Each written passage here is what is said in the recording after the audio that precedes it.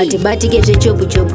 Vanhu vanga vachindibvunza kuti kokuliend sei mazuva ano usiri kusimudza ZANU-PF nenzeve kudai so uchirovera pasi kuiti alright mirai chimbofanira kuisumudza ikoko kana ndida kuzoisumudza kana chinge ndapedza kutaura nyaya iri panapa. So muri yeZimbabwe ndadzoka ukaona ndaya kudai so ndinenge ndakazara nemajoka pane nyaya iri kutenderera, nyaya iri kunetsa zvisingaite yatiri kunzwa panapa ende muri kuziva kuti nezuro kanga kune graduation kuUniversity of Zimbabwe but nyaya yanetsa panapa ndekuti pari kunzi imimi makamunomhanyira kufara muchipembera muchitaura zvekuti vana vari kugraduata chichi zvese asi muchinyatsoziva imimi kuti kune mamwe mamodules asina kutoitiswa vana because of mastrikes akanga ari kungoitika paUniversity of Zimbabwe kubva gore racho richingodai ipapapa. Muri kucelebrata muchifarira chii chacho ipapapa ende vamwe varitaurawo nyaya yekuti zvoni hapana chikucelebrata because malecturers acho vari kutambira $230 ivo vatori maPhD holders, you know, hazvimake sense kuti mari idzodzo zopuwa maprofessors paUniversity of Zimbabwe ipapo. Saka chii chingacelebratwa kana chii chinodadisa pane zvinhu zvakadaro izvozvo zvakawanda zviri kutaurwa but panapa rekedza tingopinda munyaya direct ndikuratidzei kwatangira conversation yacho because vanhu vakawanda patari iko zvinezvi vanotya kuti vaende vanoconfronta kana kuti face to face vachitaurira izvozvo kuna President Emerson Mnangagwa. Like ndakagara ndakambokuudzai kuti aiwa timu reari yanga kana ukanyatsouri starter mushe aiwa haisi secret iyoyo kuti Mnangagwa anorova akagadzira masystems ekuti anokurova wada kungoita mafunnies even ukatobvunza malecturers iwa hacho kunotone vamwe vakatombonovharirwa nenyaya idzodzo vakazosiwa papa. Saka it's like apa mirwe munhu wekuti akagadzira masystems ekuti munhu wese anoda kutongoita anything against him apa mirwe panomhanywa zviri very legendary but pana munhu anoramba akadaro vakawanda vakambozvitraya zveteam remadetector but vakazongoerekana vakutongomhanya. Is like kana muchiremember Mugabe chache zita rake raitotyisa kutotaura kungoti Mugabe paimhanywa even kana mastatus pake panga pasingatambirwe panga pasi zviwe zvokuti waita kuti mota yako yafira ipapo kana kuti munzi maita kana tsauna kana whatever muri ipapo mairos kwa press ups asingaite even kana ukadwa usangana naambuya vako chaiwoda kumhoresana nawo zvichibalance ipapo maigona kutobabereka kana tingatotaura zvekustatus chete even kwatotasa kuchiro paZBC is something yekuti chaitoitika kwamakore akawanda. So nyaya iri panapa muri yeZimbabwe ikamira kana iso President Emerson Mnangagwa ndopa kuda kutaura kuti zvoni as Chancellor of State Universities I was honored to preside over the University of Zimbabwe's 44th graduation conferring 6,918 degrees, 53% of women. Congratulations to all our graduates for their hard work and commitment to building Zimbabwe's future. Vapedza zvavo vakadedzera kuti hashtag UZ graduation chichi whatever. Ndopatangira nyaya ipapa. Ndopatangira nyaya because parikunzi you are excited about churning out graduations without creating an environment for them to express what they learned in school. You must be ashamed. Zvatotanga.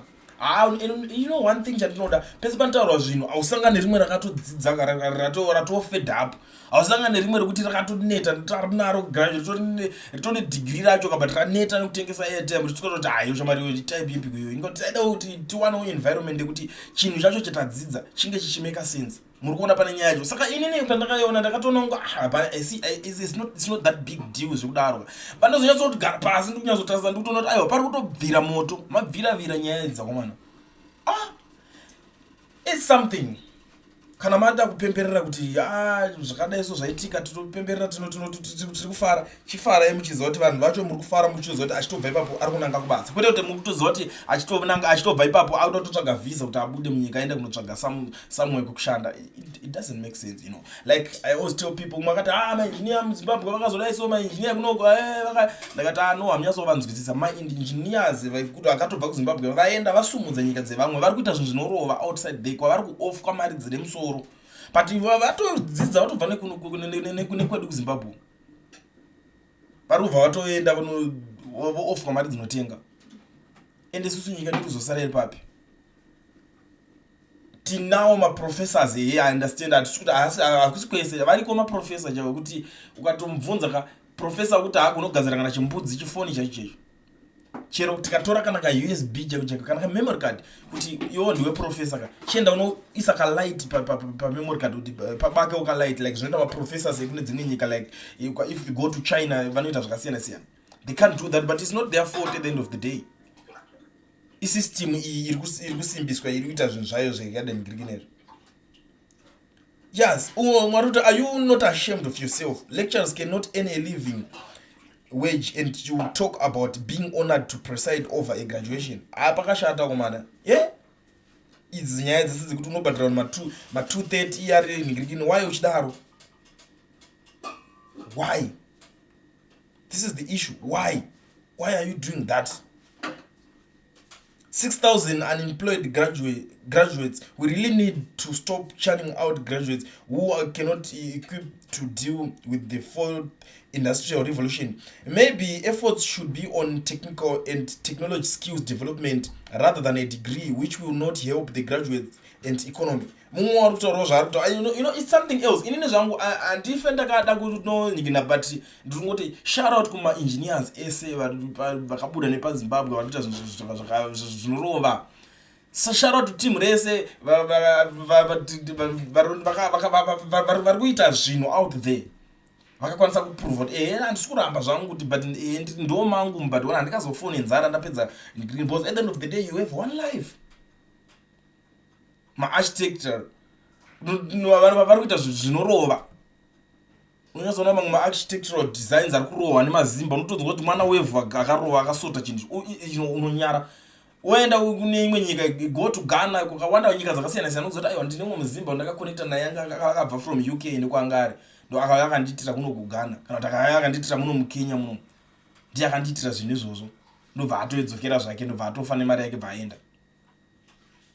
Imagine kuno kuchatangozara nacho kweduku vari kungoitawo zvelaw izvozvo izvi like chaunga chenharo.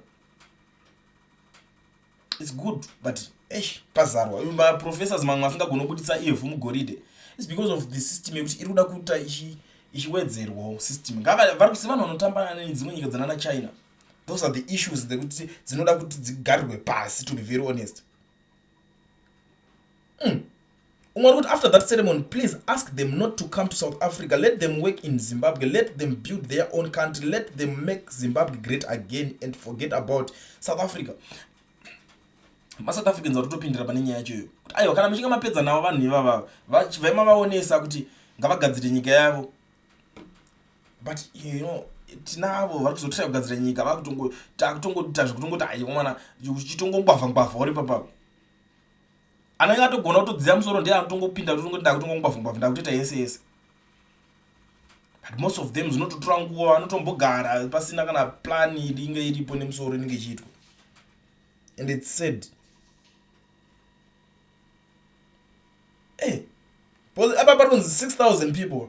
If you go kumakompo kunobvunza kuti right panapa graduate 6,000 unobvunza kuti kuna sipabuda passport mangana vanhu vangana vanotora passport uchatono namba yacho kutongoenda unoendana naye kana kudarikira. Enoma ukati zvezviminute line rakadaro kuti unotora passport zimutsetse rakadaro ininika kuti vanhu vese vari kutoradza kuti vangogarawo nadzo kana kuti sei kuSouth Africa unoku vanhu vana basa nepassport unotomubvunza kuti passport yacho aina chawana tomboziva kuti passport yacho yatete sei atori mwana wemo atoti handa basa I don't care kuti ndiende kune imwe nyika because ini kwangu nyika kunondi right. So those are the issues that tiri kusangana nadzo dziri kutaurwa nevanhu vakawanda vemuZimbabwe. I know kuti vanhu vanotanga kuda kumhanyira kuda unoti aiwa chii chiri kuzoningirikina why iye ari kutanga ari kuwanzirwa ari kuita sei why muri kumumhanyirira.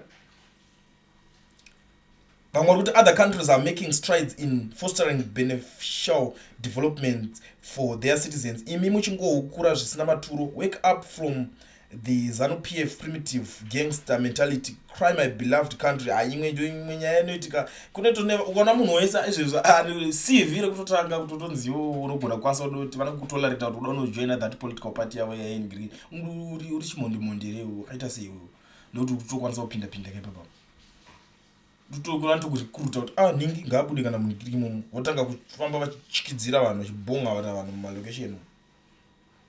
It's said but muri Zimbabwe inini nyaya dzacho dzakawandisa ndingototrya kuti ndite faster because pane dzimwe nyaya dzakawanda dzatinoda kuti titry kufambira like busy nemadocumentary akawanda tiri kugadzira tine zvinhu zvakawanda zvandiri kusota like I told you guys kuti inini pane team rangu ndakambomisa kuti maassistants iko zvinezvika I'm alone in the studio, so I'm not even my videos after achita mashoma, but don't worry, ndiri kurecruita a new team ichauya ichinibatsira zvokuti Clean TV chinozodzoka paposition zvekare muchanyatsoona nyaya dzese zvinenge zvichinyatsoitika ende pachanakidza. But before I disappear, ndoda kungozivisa vanhu vese vagari vemuSouth Africa, sedha uri muZimba, sedha you are a Malawian guy, I understand kuti guys munokwanisa kunzwisisa. Kana uda kungoregister company usina work permit iwewe kana study permit asi urimo muSouth Africa imomo uchifunga kuti zvichiri kukunetsa, mazuva ano kwane mufesi anonzi Owen Education Research is the only guy anogona kuregister company okuvhura FNB business account. Chinongodiwa pachete passport yako iyoyo yokushandisa iyoyo, unotenga zvena izvo mumashopu mupepu iyoyo unopota uchinoisa mazuva iyoyo inokwanisa kutokuregistera company ipapapa kuna Owen. So contact Owen is a source manje manje on the numbers that are showing on the screen. Owen anokusotera ndiye one munhu ari kupedza masports ari kuzvigona. Usasavhaironza una bank account mukore uno dzanyaya dzekudhara. Batai Owen, taurai naye, namba ndakusiyirai pascreen idzo, rovai mascreenshot, maprizes zvakacheap, ndiye one munhu anogona kutokuitira izvozvo pasina kana kuti cheap, zvisina kana kutenderera. So manyai kuna Owen, munhu wese kwa Owen kunoregisterwa company, kunovhurwa FNB business account.